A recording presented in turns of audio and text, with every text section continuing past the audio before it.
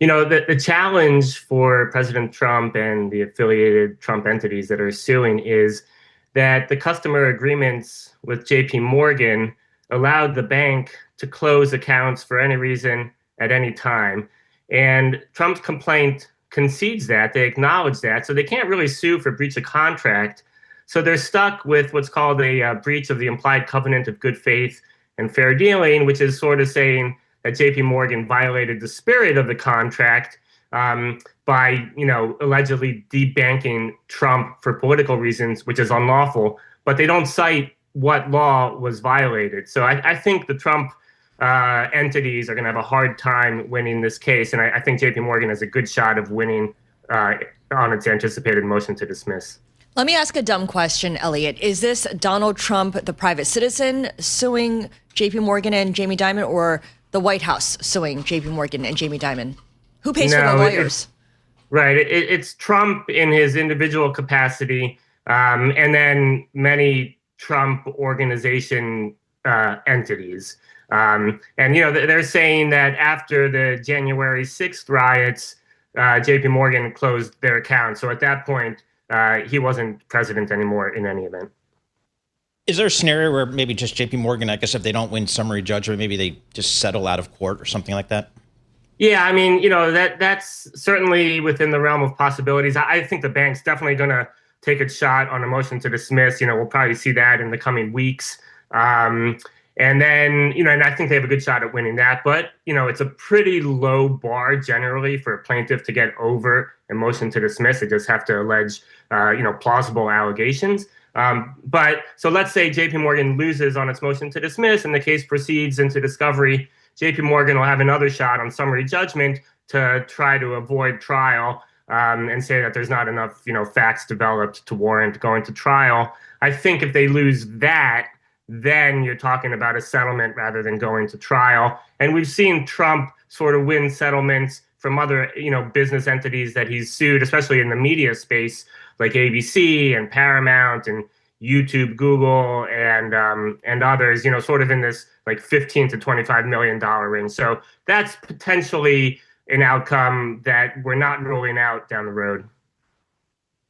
So the other angle to this is that JP Morgan has asked, or says it has asked, multiple administrations under different presidents to change rules that oversee it and other banks that, quote, put us in this position to perhaps restrict some clients' access to banking services because of various requirements or overviews.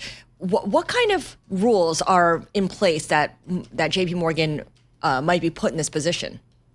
Right. So during the Biden administration, the banking regulators sort of made it easier for banks to close accounts for legal or reputational risk. They got a lot of criticism from that from industries like the crypto industry and certainly from other conservative causes who said that banks were closing accounts for related to industries that maybe were considered not woke enough or not popular on the left, like gun industries and things like that. So we've sort of seen a shift away from that now in the Trump administration, where the banking regulators are sort of stopping what they call Operation Choke Point 2.0, and saying that banks should not be closing accounts so easily for reputational reasons. And actually, we've seen several states implement laws too, saying that banks can't close accounts for political reasons,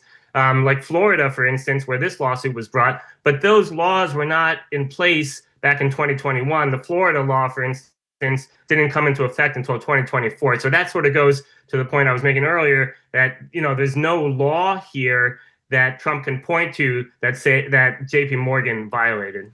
I guess what got my attention here on this story, Elliot, was naming CEO Jamie Dimon personally in the suit. What's the strategy there, do you think?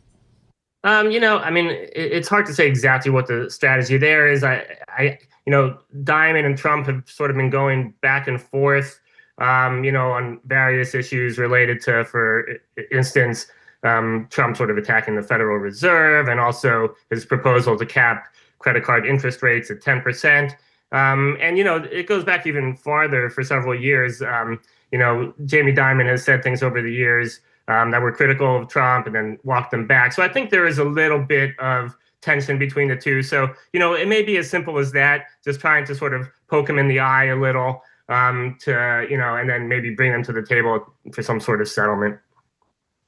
We also know that Trump, his company or his companies have also sued other companies like Capital One, BBC, the New York Times. Have any of those come to anything? So, the one that is most analogous is the one against Capital One. The claims are almost identical, but we don't have a definitive ruling in that case. Like the JPMorgan case, the Capital One case was filed in Florida state court. That actually got removed to federal court for sort of arcane reasons that only lawyers appreciate. So I won't bore you with it. But I don't think JPMorgan is going to have the same reasons for removing it to federal court. So I think the JPMorgan case may stay in state court. But in the Capital One case, we're waiting for a decision from the court on Capital One's motion to dismiss, which I think will be informative with respect to the JPMorgan case.